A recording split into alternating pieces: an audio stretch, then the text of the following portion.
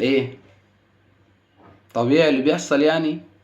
كنت متوقع اقسم بالله، والله العظيم ثلاثة اقسم بالله كنت متوقع. انت اخر 8 مباريات في كاس الامم مش عارف تكسب مباراة امام اصلا منتخبات مش مصنفة.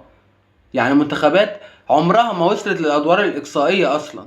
الغلط في مين طيب؟ في اتحاد الكورة ولا اللعيبة ولا روي فيتوريا اللي كان جاي الاهلي اصلا، واللي كان الاهلي بيتفاوض معاه؟ بس الكابتن الكبير العظيم حازم امام قال لك لا. ازاي يعني الاهلي ياخده؟ لا، انا اروح اتعاقد معاه انا وهديله اللي هو عاوزه. واصبح اغلى تاني مدير فني في البطولة. قدم لك ايه بقى؟ ما قدمش حاجة. راجل واقف على الخط ملوش اي لازمة. فتوع اتصاب الشوط الاول ماشي مفيش مشكلة، او بداية الشوط التاني مفيش مشكلة، نزلت حمدي. بس انت عارف ان حمدي ده عنده ثغرة كبيرة. فايه اسيبه كده؟ اسيبه كده مش يعني، هو ثغرة بالنسبة لي من اول البطولة. دفاعيا ما جاش. قلنا انني مش قادر. هو مش قادر يطلع اللي عنده، هو خلاص. هو النني لو كويس ما كان لعب في ارسنال، في ظل اللي هو جاب ديكلان رايس وجاب اكتر من لاعب في نص الملعب، والنني موجود فما شاركش برضه. كان جاله عرض يا عم من الدوري التركي، الماني، فرنسي، انجليزي حتى درجة تانية، اي حاجة. ما جالوش. حجازي بقاله سنة ما بيلعبش كورة. اخر مرة لعب فيها كورة من 6 شهور ولا 7 شهور، كان مباراتين، واحدة امام الاهلي والتانية في كاس اسيا، والاتنين واحدة كسب فيهم وكان مقدم اداء عادي جدا، والتانية كان ثغرة واضحة جدا قدام الاهلي. صلاح لما بدأ معانا البطولة كان سيء، ممكن تطلع اي حد من الملعب. صلاح لا، مش هيطلع. هو ده اللي هيكسبني. ومحدش يقول لي بقى عشان صلاح مش موجود معانا النهارده فخسرنا. احنا بقالنا 8 مباريات في كاس الامم اللي فات ما بنكسبش اصلا. ما صلاح معانا، صلاح كان معانا الفترات دي، ما بنكسبش برضو. النهارده بانهي منطق يا اخي؟ بانهي منطق مروان عطية ده يخرج؟ ايه المنطق في كده؟ انت تسيب النني في الملعب وتطلع مروان عطية؟ انا قلتها، روي فيتوريا انضم لمنتخب مصر علشان الاهلي كان عايز يتعاقد معاه، وعلشان الكابتن الكبير العظيم اللي شغال في 100 برنامج و100 نادي، وشغال في اتحاد الكوره ومش ملاحق. بيحلل في الدوري المصري الخميس، تلاقيه يوم الجمعه على طول بيحلل في الدوري السعودي، والصبح في الراديو، بالليل في اتحاد الكوره، او في بين الاتنين كده في العصر مثلا في اتحاد الكوره. فايه؟ ايه انت عاوزه يقدم لك ايه اصلا؟ هو بيقدم ايه اصلا؟ 2017 خسرت النهائي قدام الكاميرون، كنت بتقدم كرة زبالة مع كوبر، بس على الاقل كنا عارفين احنا بنعمل ايه. بنبني من تحت، نطلع بالكرة باص لصلاح، صلاح يروح انفراد بالجول يسجل هدف او حتى يعمل اسيست. هو كده كان منتخب باص لصلاح، بس على الاقل كنا عارفين احنا بنقدم ايه، بنلعب بأنهي طريقة لعب. خلصت 2019 بقى، بطولة على ارضنا، انت مش عايز حاجة تاني. البطولة على ارضك وجمهورك كله مال الاستاد، ومعاك كل الصلاحيات اللي انت تكسب البطولة. فبتطلع من دور ال16 برضو قدام جنوب افريقيا. قشطة مفيش مشكلة، هنعوض في 21. كارلوس كيروش مدير فن عبقري، والله عبقري. على الاقل برضه لما طلع اتكلم قال لك ان في لعيبه كتير في الكره المصريه او في منتخب مصر مش عارفين اساسيات الكوره، وده واضح ومعروف للجميع. يعني هو الراجل ده مش بيهنا، لا هو بيقول حقيقه، هي دي حقيقه. فقال لك في لعيبه في منتخب مصر ما عندهاش اساسيات الكوره. فكان بيلعب برضه بطريقه دفاعيه وبيحاول يلعب على الكونتر اتاك علشان تحاول تسجل هدف، وفعلا قدرت توصل النهائي. بس برضه شكلك وحش.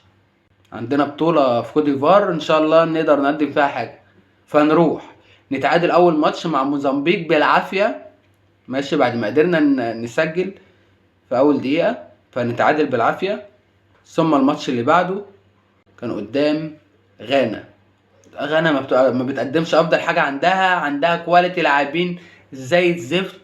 المنتخب الغاني مش هو المنتخب بتاع 2010 2011 و12 تماما.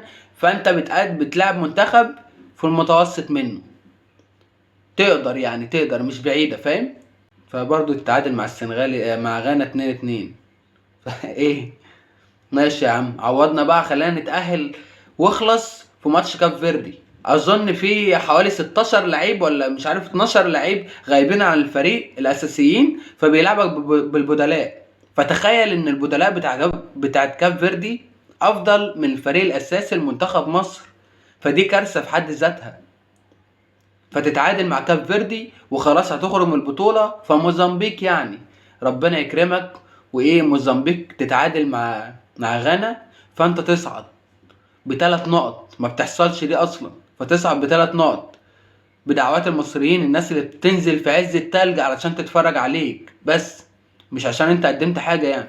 فكان طبيعي جدا لما تقابل الكونغو في دور ال16، طبيعي جدا انك تخرج. محدش يقول لي بقى قدمنا ماتش كويس ومش كويس، وفي لا، في افراد كويسه، في لعيبه بتموت نفسها في الملعب، بس مش كلهم. المدير الفني مش موجود معانا، احنا مش موجود معانا مدير فني اصلا، ملناش شكل. تعرف يعني ايه مدير فني بيلعب بطريقه لعب بقاله سنه كامله مع المنتخب، وعمل حوالي 8 مباريات وديه مع الجزائر او حتى بلجيكا او سيراليون او اي منتخب لعب قصاده، كان بيلعب ب 4-3-3. فاول ماتش علشان يستفاد بزيزو، فانت تغير طريقه اللعب ل 4-4-2. ليه؟ علشان زيزو يلعب في مكانه، هو ما بيلعبش في مكانه برضه. ما 4-4-2 ده هو بيلعب هاف رايت والمفروض يدافع، زيزو ما بيدافعش اصلا. ومفيش حاجه اسمها مش هحاسبه على بطوله بيخسرها، لا هحاسبه.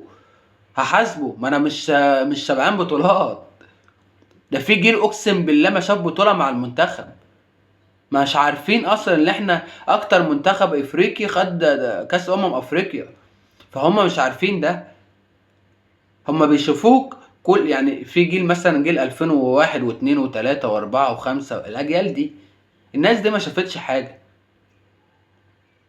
الناس دي يعني اللي شاف مثلا كان عنده 10 سنين بطولة 2010 أو 2001. ده دلوقتي بقى الأجيال اللي طالعة 2005 و6 و7 اللي هم دلوقتي المفروض بيتصعدوا منتخبات أو فرق أولى. فأنت مش عندك الجيل ده، مش موجود. أنت حتى كأس الرابطة مش عايز أهلي والزمالك يلعبوا بالناشئين، ما اللي أنت عايز تعمل منتخب شباب إزاي؟ ما هي دي الفرصة الوحيدة اللي تخليني أطلع لعيبة تلعب مع الفريق الأول وتظهر، علشان أنت تستفاد بلعيبة في منتخب الشباب أو حتى المنتخب الأولمبي، وتحضر اللعيبه دي للمنتخب الاول. فانت لا، انا عايز اسوق البطوله واجيب منها فلوس. طب البس، هتسوقها ازاي من غير الاهلي والزمالك؟ فقشطه يعني، انا بقول الكلام ده وانا مدرك تماما انا بقول ايه، واي كلمه بتطلع من لساني انا مقتنع بيها مليار في المية، ومفيش حد هيغير قناعاتي، علشان ده اللي موجود وده اللي حاصل وده اللي المفروض يتقال. ولازم اتحاد الكوره ده يتم اقالته او يستقيل، هو خليه عنده دم شويه يستقيل. وفي نفس الوقت روي فيتوريا ده يتم الفسخ العقد معاه دلوقتي، علشان لو قعد شهر هتدفع له 7 مليون دولار اللي انت معرفتش تكسب البطوله عشان تجيبهم له وتدفعهم له علشان يمشي. فاخلص كده وخلص نفسك ومشي فيتوريا ومشي اتحاد الكوره. لعيبه المنتخب اللي عندها 33 سنه و34 سنه دي تمشي. لا، ما انا مش دار مسنين، هي ده منتخب مصر، مش دار مسنين هي. مش كله بقى الحضري، مش كله هيبقى الحضري يلعب ل40 سنة. احنا اللي بنعاني في الاخر. انتوا وصلتوا الجمهور ان هو ما بقاش يتفرج على منتخب مصر، المدرجات بقت فاضية، وتقول لي عايز الجمهور يحضر ليه؟ والله اللي انا عاوز اقوله لنا الله، وانا مش عارف اقول ايه، بس فعلا احنا اللي بنتعب واحنا اللي بنعاني. واي حد هيطلع، اي حد هيطلع يقول ان اتحاد الكرة ده يكمل او روي فيتوريا يكمل او اللعيبه الكبيره في السن يكملوا في منتخب مصر، يبقى هو مش عايز المصلحه العامه للمنتخب. وانا متاسف لو كنت متنرفز او كده، فصدقوني غصب عني. وشكرا جدا لكل الناس اللي كملت لحد الاخر. اشوفكم بخير، سلام.